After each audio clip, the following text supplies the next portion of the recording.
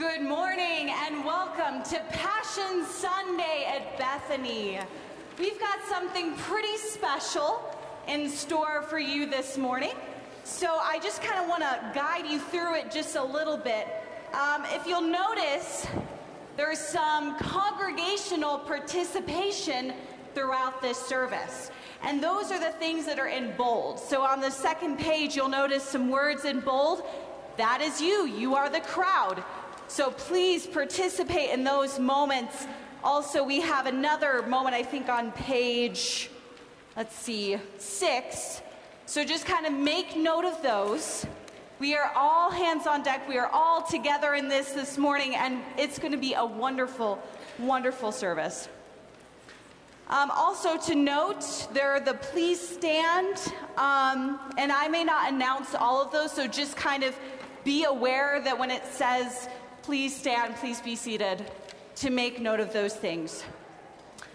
We also have communion distribution instructions on page 4. So know that we do have a lot going on up here, so just be careful as you're coming up for communion to avoid some of the wires and things. We don't want anybody tripping, so be very careful this morning with that. Some other announcements that we have flowers here this morning over here that by the pulpit that were given to us by Lynn Pickett in honor of Jan and Lee Odegaard's 62nd wedding anniversary. So just enjoy those this morning. We also have Stations of the Cross in the chapel, if you want to check those out during this week. Let's see, Holy Week is coming up. We know next week we have a lot of services happening next week. So just on the back of your bulletin, check out our schedule for Holy Week next week. Another thing happening next Saturday, we have the Easter egg hunt at 4 o'clock here. Next Saturday, April 20th. And following the Easter egg hunt, there will be a service. So just be aware of all of those things. And we know also coming up is Be the Blessing. So we have our sign-up schedule online, so you can sign up for whatever site you want to do for Be the Blessing. So just be aware of all of those wonderful things. So as we prepare for our worship today, we would like to honor and recognize all of those who have participated in the communion milestone. Please stand if you have participated in that. Woo! Wonderful. We know that that is a big part of our worship. Communion is a very important community event, and so we always love to recognize those who are just beginning to participate in communion or who are just learning what all it means. So lots of exciting things happening today. The peace of the Lord be with you always. Please share a sign of God's peace with one another.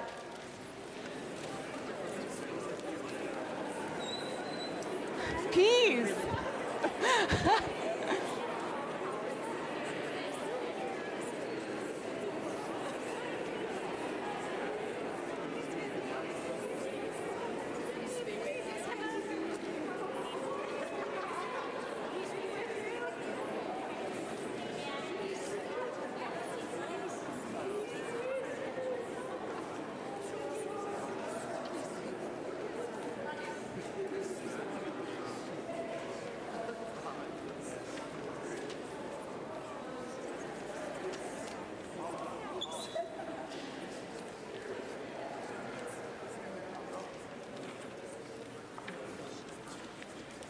And now let us join in singing our hymn, All Glory, Laud, and Honor, verses 1 through 3, hymn number 344.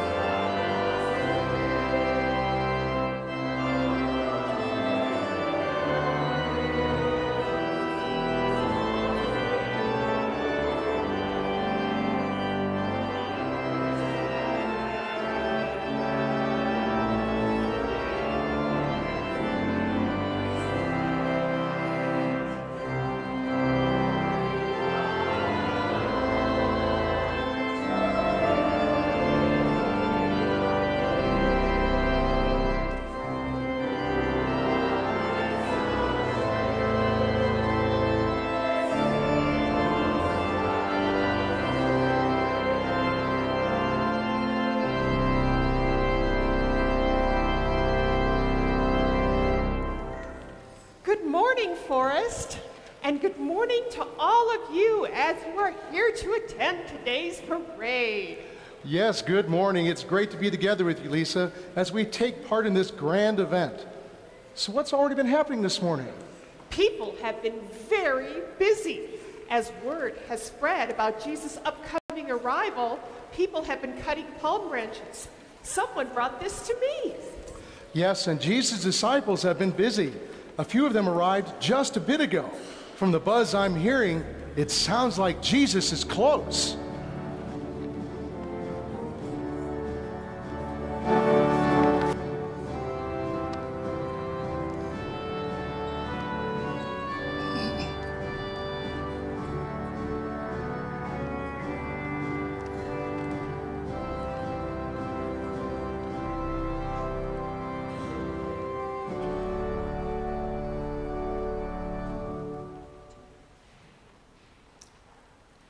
When they had come near Jerusalem and had reached Bethphage at the Mount of Olives, Jesus sent 2 disciples.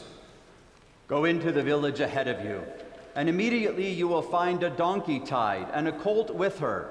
Untie them and bring them to me.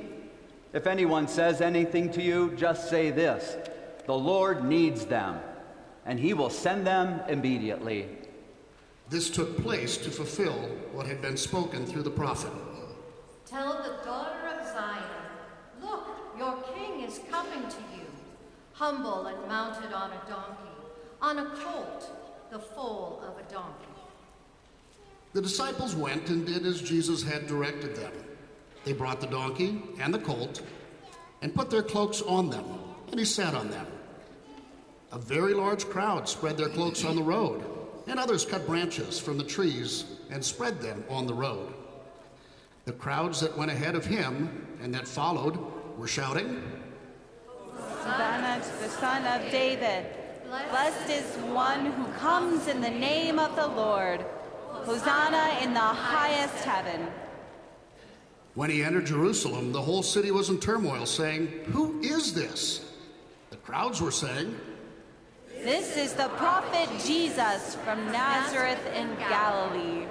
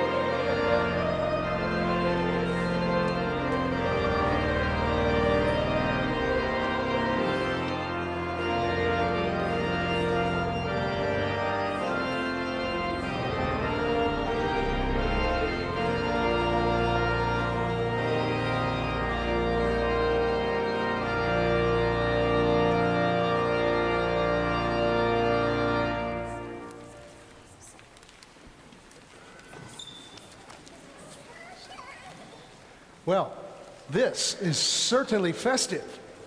It sure is, but it's very different from what the people might have expected from Caesar. That's for sure. A donkey? Not exactly a stallion from Caesar's stables. Jesus is a new kind of king. But it didn't seem to faze the crowd. So much cheering, and the palm branches, and coats spread on the ground. The humbleness of Jesus is as poignant as the exuberating crowd. Listen to that singing.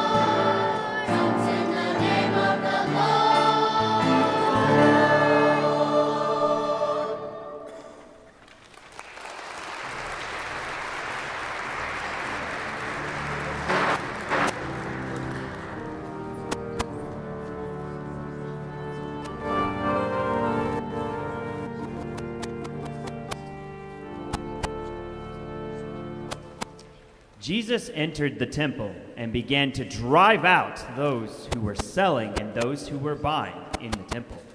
He overturned the tables of the money changers and the seats of those who sold doves. He would not allow anyone to carry anything through the temple. He was teaching. Is it not written, "My house shall be called a house of prayer for all the nations"? But you have made it a den of robbers.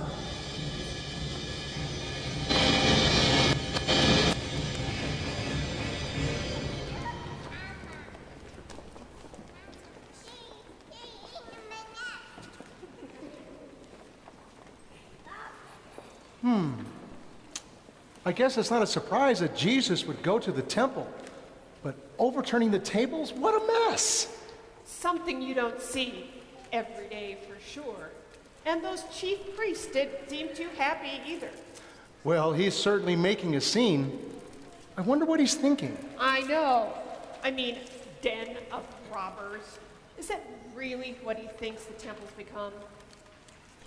In any case, I hope that does not come back to haunt him. The disciples sure look concerned.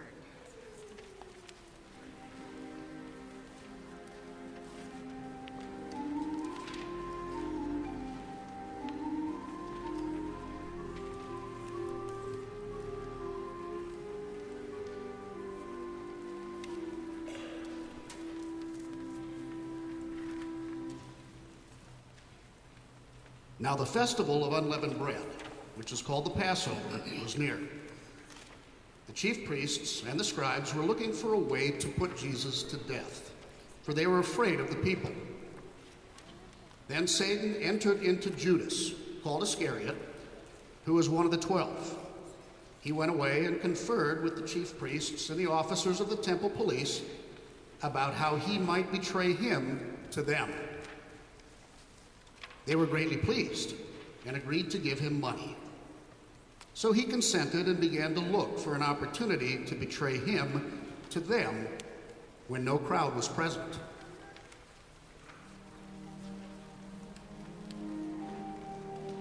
While he was at Bethany, in the house of Simon the leper, as he sat at the table, a woman came with an alabaster jar of very costly ointment of nard. She broke open the jar and poured the ointment on his head. But some were there who said to one another in anger, "Why was this ointment wasted in this way? For this ointment could have been sold for 300 denarii and the money given to the poor." And they scolded her. Let her alone. Why do you trouble her? She has performed a good service for me. For you always have the poor with you, and you can show kindness to them whenever you wish. But you will not always have me. She has done what she could. She has anointed my body beforehand for its burial. Truly, I tell you, wherever the good news is proclaimed in the whole world, what she has done will be told in remembrance of her.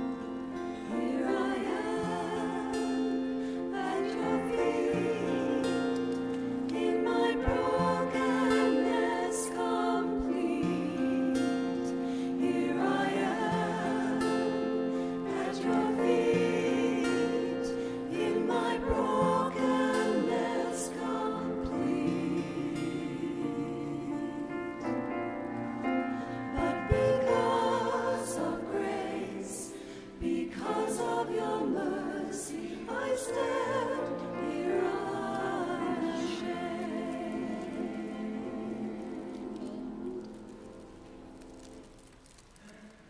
Ah, Bethany.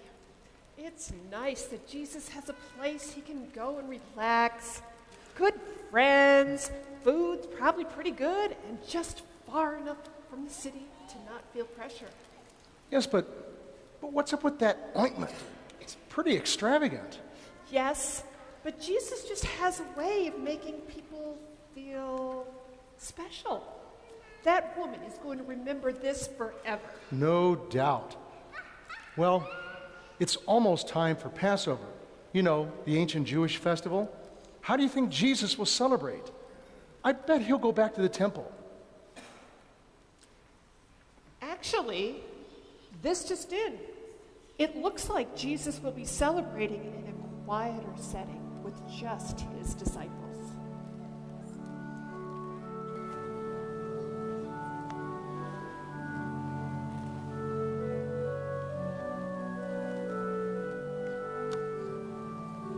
And on the first day of unleavened bread, when the Passover lamb is sacrificed, his disciples said to him, "Where do you want us to go and make the preparations for you to eat the Passover?"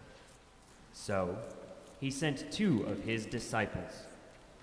Go into the city, and a man carrying a jar of water will meet you. Follow him. And wherever he enters, say to the owner of the house, "The teacher asks, 'Where is my guest room where I may eat the Passover with my disciples?'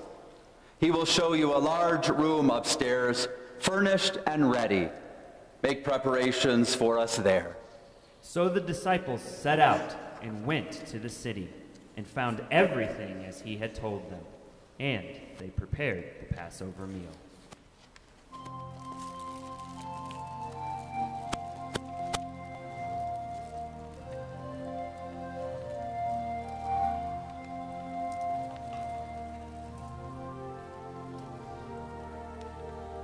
While they were eating, he took a loaf of bread, and after blessing it, he broke it, gave it to them, and said, "Take, this is my body." Then he took a cup, and after giving thanks, he gave it to them, and all of them drank from it.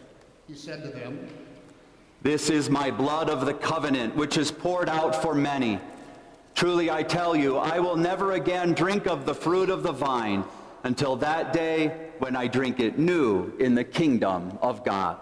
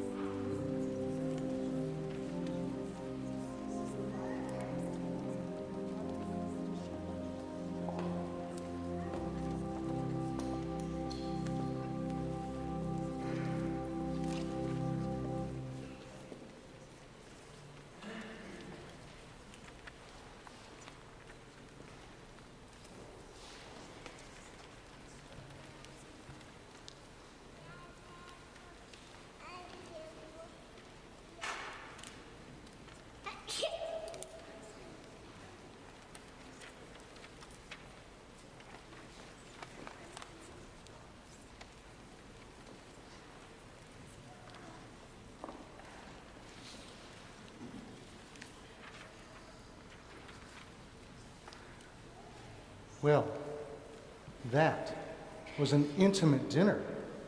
True. But didn't something seem a little bit off to you? I guess so.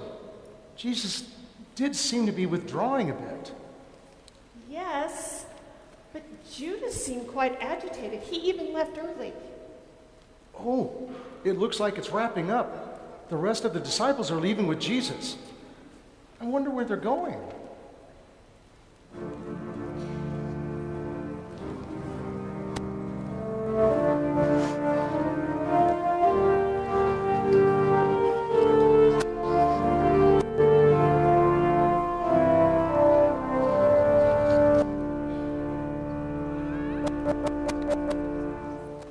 He came out and went, as was his custom, to the Mount of Olives. The disciples followed him. When he reached the place, he spoke to them. Pray that you may not come into the time of trial. Then he withdrew from them about a stone's throw, knelt down, and prayed. Father, if you are willing, remove this cup from me. Yet not my will, but yours be done. When he got up from prayer, he came to the disciples and found them sleeping because of grief. Why are you sleeping? Get up and pray that you may not come into the time of trial. While he was still speaking, suddenly a crowd came. The one called Judas, one of the 12, was leading them. He approached Jesus to kiss him. Judas, is it with a kiss that you are betraying the Son of Man? When those who were around him saw what was coming, they asked, "Lord, should we strike with the sword?" And one of them struck the slave of the high priest and cut off his right ear. No more of this. And he touched the ear and healed him. Then Jesus spoke to the chief priests, the officers of the temple police, and the elders who had come after him. Have you come out with swords and clubs as if I were a bandit? When I was with you day after day in the temple, you did not lay hands on me. But this is your hour and the power of darkness. Then they seized him and led him away, bringing him to the high priest's house. Wait a minute, what just happened? I wasn't ready for that. That's why Judas left early? Betrayal? Well, this can't be how it ends. The disciples aren't going to be standing for this.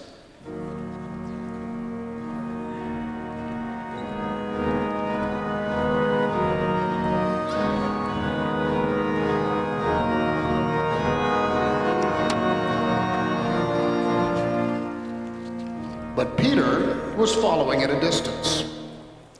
When they had kindled a fire in the middle of the courtyard and sat down together, Peter sat among them.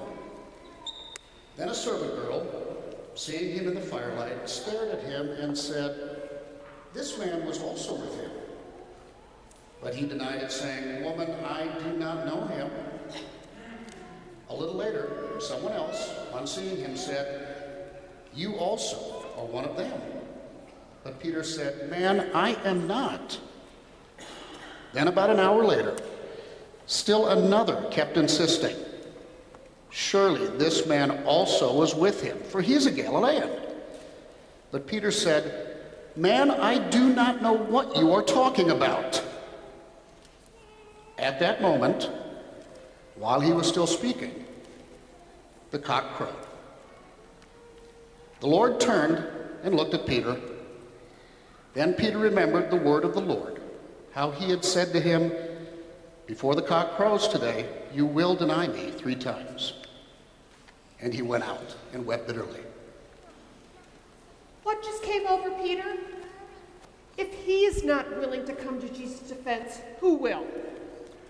How can he turn his back on Jesus so easily? This just doesn't seem like the same person that's been with him for the past 3 years. Fear can make us do strange things. Sometimes we turn away from the very one that can save us.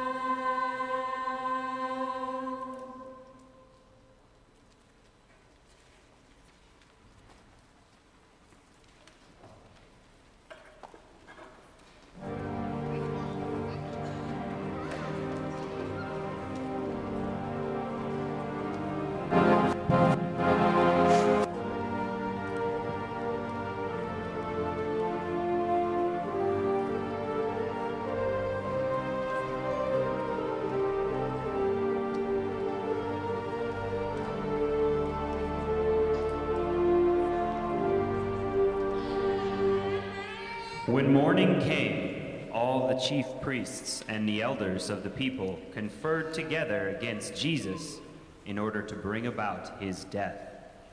They bound him, led him away, and handed him over to Pilate the governor. Now Jesus stood before the governor, And the governor asked him, "Are you the king of the Jews?" You say so. but when he was accused by the chief priests and the elders, he did not answer. Do you not hear how many accusations they have made against you? He gave him no answer, not even to a single charge, so that the governor was greatly amazed. Now, at the festival, the governor was accustomed to release a prisoner for the crowd, anyone whom they wanted. And at that time they had a notorious prisoner called Jesus Barabbas. Whom do you want me to release for you? Jesus Barabbas or Jesus who is called the Messiah? For he realized that it was out of jealousy that they had handed him over. Now the chief priests and the elders persuaded the crowds to ask for Barabbas and to have Jesus killed. Which of the two do you want me to release to you? And they said, Barabbas. Then what should I do with Jesus, who is called the Messiah? Let him be crucified. Why? What evil has he done? So when Pilate saw he could do nothing, but rather that a riot was beginning, he took some water and washed his hands before the crowd, saying, I am innocent of this man's blood. See to it yourselves. So he released Barabbas for them.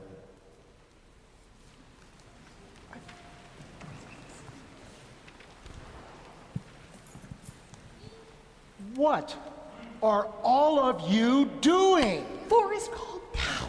No, didn't you hear that? They're going to take him out and whip him.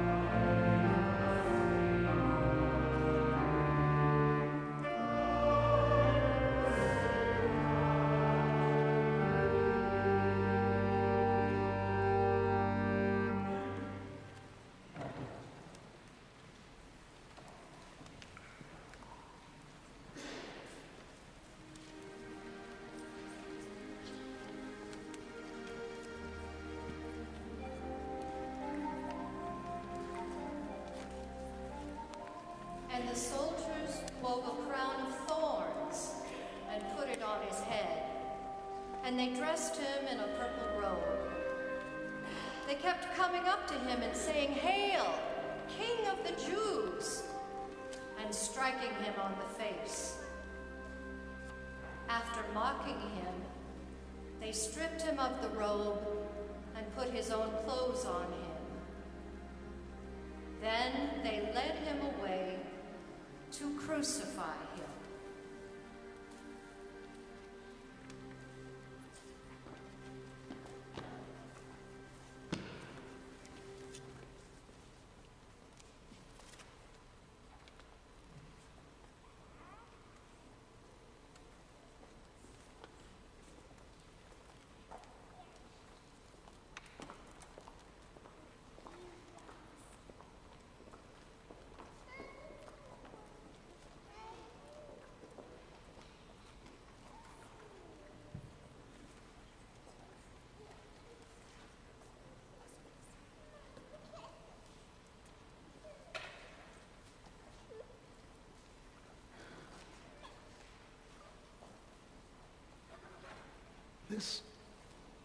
This cannot be happening.